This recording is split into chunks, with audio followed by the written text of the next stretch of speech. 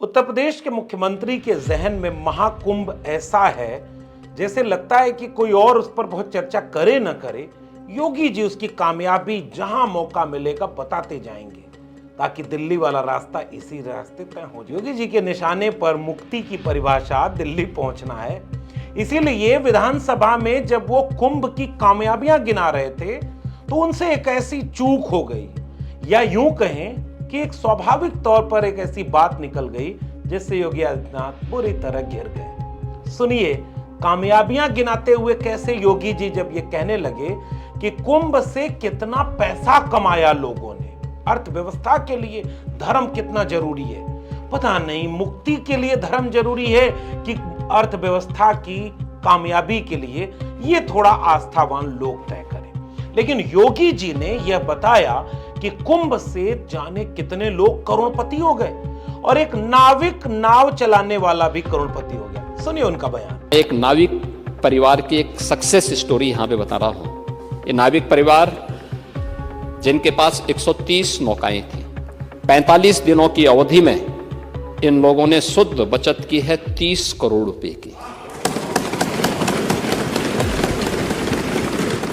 यानी एक नाव ने 45 दिनों में 23 लाख रुपए की बचत की है, कमाई की है। प्रतिदिन के अगर आप बजट उनकी बचत देखेंगे तो यह लगभग 50 से लेके 52,000 पर डे की उनकी इनकम थी एक नाव की।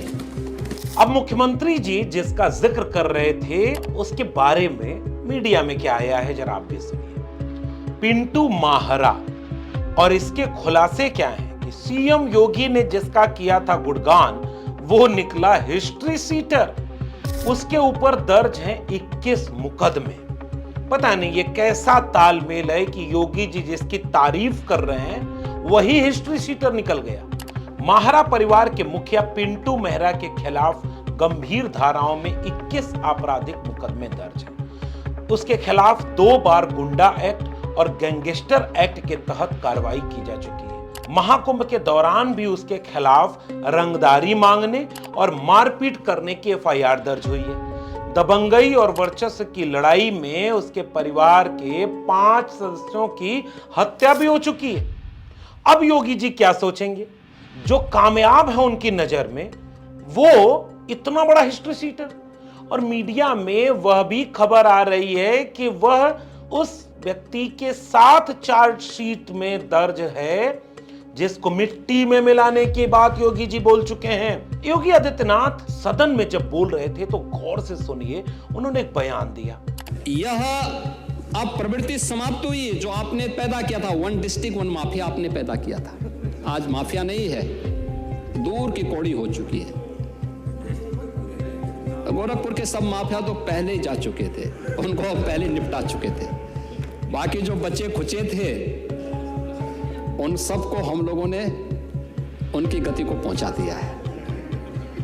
और हम लोगों का प्रयास था कि राम मंदिर बनने के पहले राम नाम सत्य है इन सबका हो जाए, लेकिन जो बचे थे समय के अंतराल में सब कुछ हो गया है कि हमने अपराधियों को मिट्टी में मिला दिया, हमने अपराधियों को खत्म कर दिया। अब इस भाषण के बाद जरा ये सोच कर बताएं कि क्या उत्तर प्रदेश के सारे गैंगस्टर, सारे हिस्ट्री शीटर, सारे अपराधी या तो जेल में हैं या मोक्ष मिल चुका है? क्या ये सच है?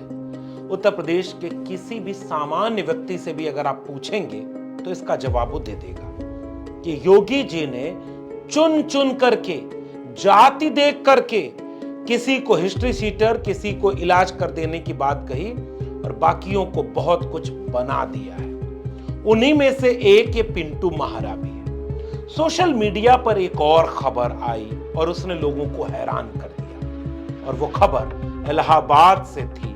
उस जमाने में हिंदी के मशहूर कवि सूर्यकांत त्रिपाठी निराला, उनके परिवार के एक व्यक्ति की उस जगह पर हत्या हुई जिसमें गोलियां चलाने वाला शख्स पिंटू माहरा ही था। सुनिए, यह बहुत दिलचस्प है, यह बहुत दुखद है कि हत्यारों की लिस्ट में जो शामिल है वो कैसे करोड़ों रुपया कमा गया। सोशल मीडिया पे लोग ये सवाल पूछने लगे कि उसको इतना कुछ मौका मिला कैसे। जो लोग प्रयागराज से लेकर काशी तक में हैं, उनसे थोड़ा भी अगर कोई परिचित है तो फोन करके पूछिएगा। जो नावें चल रही थी, नाविकों की नावें कम थीं, बाकी तो कंपनियों की थीं। बड़े बड़े टेंडर थे, उनके बड़े बड़े ठेकेदार थे और जो कई गुना ज्यादा वसूल रहे थे। ये सब कुछ हो रहा था आस्था की स्थली में, और इनमें मुसलमान तो नहीं रहे होंगे कोई। और वो कौन आस्थावान हिंदू है जो आस्थावान हिंदुओं से ज्यादा पैसा वसूल रहा था, और क्यों वसूल रहा था? इसका जवाब योगी जी क्या देंगे। योगी जी बुरी तरह फंस गए कि उनकी अपराध की परिभाषा कितनी खराब है। और अभी ठीक पहले मैंने एक वीडियो बनाई औरंगजेब वाली, उसमें योगी जी की इस भाषा को सुनिए कि इलाज करा देंगे, उत्तर प्रदेश में बुला लो। और उत्तर प्रदेश के जो हिस्ट्री शीटर हैं, उत्तर प्रदेश में जो अपराधी हैं, क्या उनके इलाज हो गए योगी जी? क्यों कहना पड़ रहा है सुप्रीम कोर्ट को कि थोड़ा अपने शासन प्रशासन को भी इलाज करवाइए योगी जी? उत्तर प्रदेश में प्रयागराज के कानून प्रक्रिया का पालन किए बिना लोगों के घर गिराए जाने के मामले पर सुप्रीम कोर्ट ने 6 मार्च को संज्ञान लिया। कोर्ट ने अधिकारियों को जमकर फटकार लगाई। कोर्ट ने प्रयागराज में एक वकील, एक प्रोफेसर और 3 अन्य लोगों के घरों को ध्वस्त करने के लिए उत्तर प्रदेश सरकार की आलोचना की।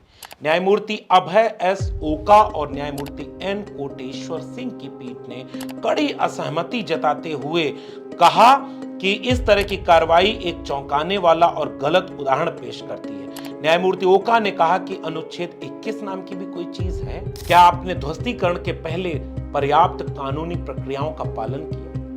ये वही बुलडोजर है जिसे चुनावी प्रचार का एक जरिया बनाकर बीजेपी और आरएसएस के लोग बाबा बुलडोजर वाला कह करके गौरवान्वित महसूस करते थे। और इस देश के सेकुलर, डेमोक्रेटिक, प्रोग्रेसिव, पढ़े लिखे, संविधान को मानने वाले लोग एक सवाल पूछते थे कि बुलडोजर न्याय का प्रतीक कैसे हो सकता है? न्याय का प्रतीक संविधान हो सकता है, न्याय का प्रतीक न्यायपालिका हो सकती है, और बिना न्यायपालिका में पर्याप्त बहस के, पर्याप्त सबूतों के, पर्याप्त सुनवाई के सीधे अगर फैसला बुलडोजर से चलाया जाएगा तो यह लोकतंत्र को कमजोर करेगा। मुख्यमंत्री योगी आदित्यनाथ ने चुनाव में बुलडोजर को सहारा लेकर के ऐसी छवि बनाई गोया बुलडोजर अपराधियों के घरों पर ही चल रहा है, मगर हकीकत अंदर की कुछ और थी। लोग सवाल पूछने लगे कि ये बुलडोजर उन सारे लोगों पर प्रकारांतर से चलना चाह रहा है जो भी सरकार से सवाल पूछता है या जिसकी राय, जिसका विचार सरकार से अलग हो। सरकार लोकतंत्र को कमजोर करने के लिए बुलडोजर तंत्र का सहारा ले रही है, क्योंकि लोकतंत्र में असहमतियों का भी सम्मान होता है। आर्टिकल 21 उसी का नाम है। मुख्यमंत्री योगी आदित्यनाथ जिस बुलडोजर पर चढ़कर सत्ता की कुर्सी पर पहुंचे हैं, वही बुलडोजर अब कोर्ट के जरिए एक सवाल कर रहा है कि आपने गलत किया। क्या मुख्यमंत्री योगी आदित्यनाथ माफी मांगेंगे या फिर से अगली बेंच के लिए सुनवाई में चले जाएंगे? ये वैसा ही मामला है जैसे 69,000 शिक्षक भर्ती में आरक्षण घोटाले का मामला। मैंने पिछले दिनों एक वीडियो बनाई थी, अगर आपने नहीं देखी है तो वो जरूर देखिएगा। लेकिन सोचिएगा, एक तरफ एक हिस्ट्री शीटर को करोड़ों कमवा दिया गया, उसकी तारीफ के कसीदे पढ़े जा रहे हैं, दूसरी तरफ कहा जा रहा है कि अपराधियों को मिटा दिया गया है और यूपी में कोई नहीं है, जो बाहर भी हैं उनको ले आओ, हम ठीक कर देंगे। और सुप्रीम कोर्ट कह रहा है कि आप ठीक नहीं कर रहे हैं। बाकी का फैसला उत्तर प्रदेश की आम जनता को लेना है। क्या उत्तर प्रदेश इसी रास्ते चलकर खुशहाल बनेगा? सरकार के दावों के इतर ये वो हकीकत है जिसे जनता को जानना होगा। जनता जाने, आखिरी व्यक्ति तक पहुंचे और इसका उचित निर्णय ले कि उसको किसके हाथों में अपने लोकतंत्र को महफूज रखना है। आपका क्या मानना है इस पूरी प्रक्रिया पर नीचे कमेंट बॉक्स में जरूर बताइएगा। अगर ये वीडियो पसंद आई हो तो इसे लोगों तक शेयर करिएगा। अगर आप इसे YouTube पर देख रहे हैं तो चैनल को सब्सक्राइब करिए, घंटी की बटन दबाइए। अगर आप इस वीडियो को Facebook या ट्विटर यानी X पर देख रहे हैं तो फॉलो करना मत भूलिए। फिर मिलेंगे उन जरूरी मुद्दों पर बात करते हुए जिसे आपको जानना जरूरी है। तब तक के लिए बहुत बहुत धन्यवाद।